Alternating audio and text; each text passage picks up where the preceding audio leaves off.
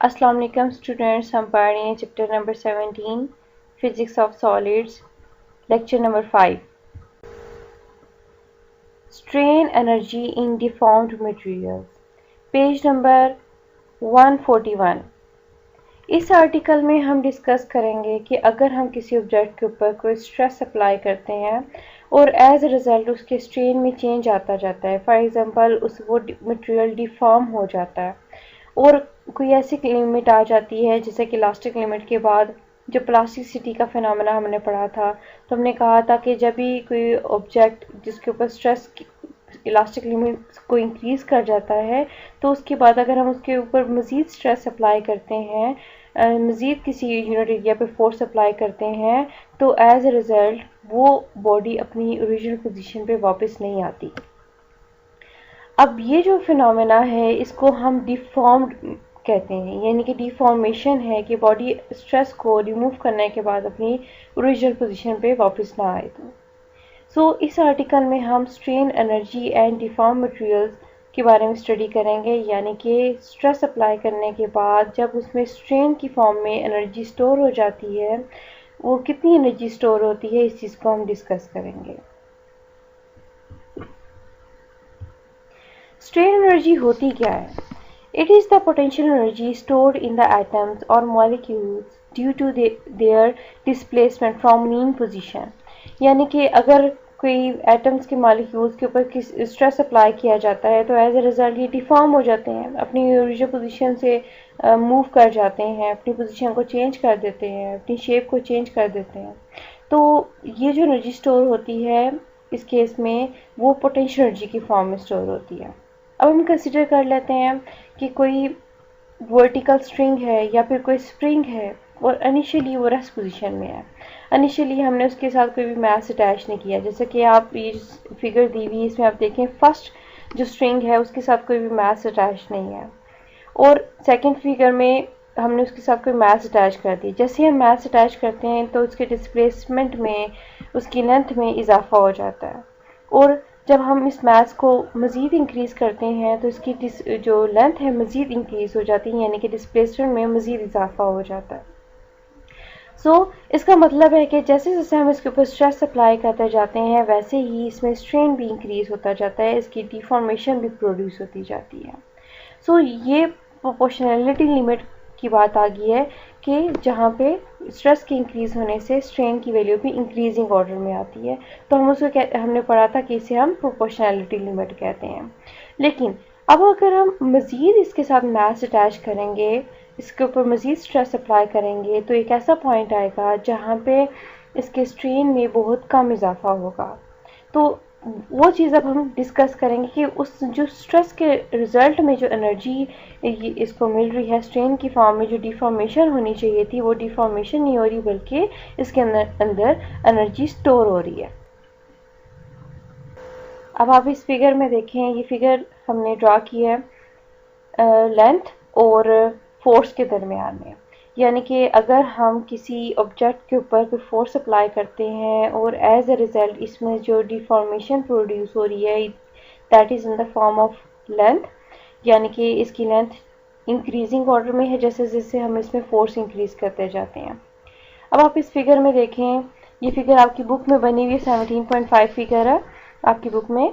अब यहाँ पे देखें ओरिजिन से लेके सी पॉइंट तक का जो डिस्टेंस है वहाँ पे आपको स्ट्रेट लाइन दिखाई दे रही है, यानी कि फोर्स जैसे से हम इंक्रीज़ कर रहे हैं वैसे ही इसकी लेंथ भी इंक्रीजिंग ऑर्डर में जा रही है। उसके बाद जैसे ही हम एक ऐसा पॉइंट आते हैं मज़ीद फोर्स को इंक्रीज़ करते हैं तो आगे सी से लेके एच तक देखें कि स्ट्रेन में उतना इंक्रीज़ नहीं आ रहा। ये जो प्रॉपर्टी है यानी कि इसमें एनर्जी जितनी स्टोर हो रही है वो हम डिस्कस करेंगे। अब देखें कि ये लाइंस जो लगाई हुई हैं उन लाइंस में रिप्रेजेंटेशन है कि जितना एरिया अंडर द कर्व होता है वहाँ पे इसका मतलब है कि बॉडी ने इतना वर्क किया है।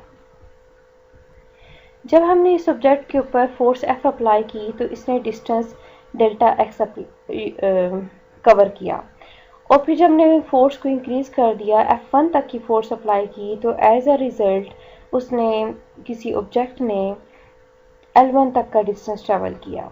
और इसी तरह से जब हमने इसके ऊपर फोर्स मज़ीद इंक्रीज़ की, F2 तक इंक्रीज़ कर दी, तो इसने जो डिस्टेंस ट्रैवल किया वो L2 तक का था।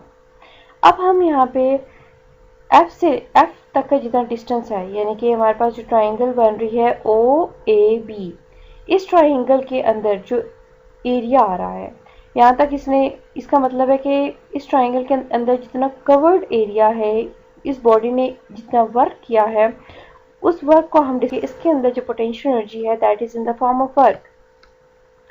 सो इस ग्राफ को यूज करते हुए हम वर्क का फॉर्मूला लिख लेते हैं।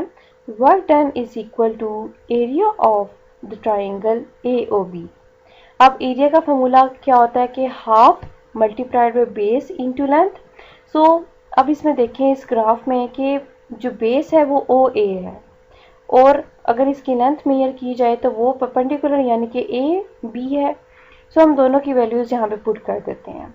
क्योंकि OA इक्वल है L1 के, सो OA की जगह पे हम L1 पुट कर देंगे और AB की जगह पे हम F1 पुट कर देंगे।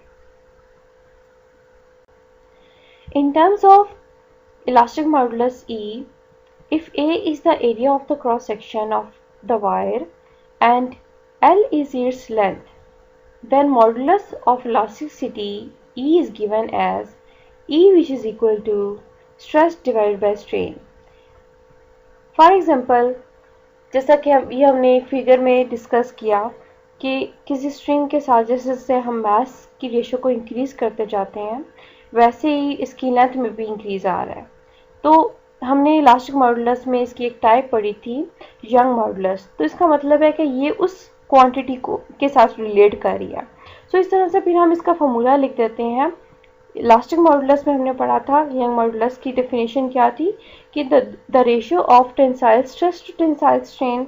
सो हम वो वैल्यूज़ यहाँ पे पुट कर देते हैं। स्ट्रेस की वैल्यू है फोर्स पर यूनिट एरिया और स्ट्रेन की वैल्यू है change in length divide by length. So अगर हम यहाँ पे कंसिडर करें कि यहाँ पे जो फोर्स है वो इक्वल है F1 के, एरिया इक्वल है A के, चेंज इन लेंथ इक्वल है L1 के और टोटल लेंथ इक्वल है कैपिटल L के।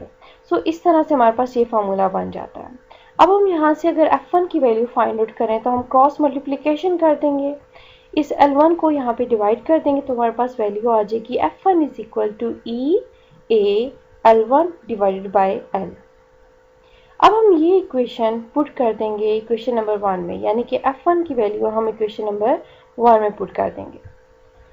ये वैल्यू इक्वेशन नंबर 1 में पुट करने के बाद हमारे पास वैल्यू आ जाती है W, which is W that is equal to work. W work की वैल्यू को शो कर रहा है, that is equal to half EA L1 divide by L, यानी कि हमने जो फार्मूला पीछे पढ़ा था उसमें हमने क्या पुट किया था, half F1 multiplied by L1 था। तो F1 की जगह पे हम ये वैल्यू पुट कर देते हैं F1 की, और हमारे पास फिर ये रिजल्ट आ जाता है।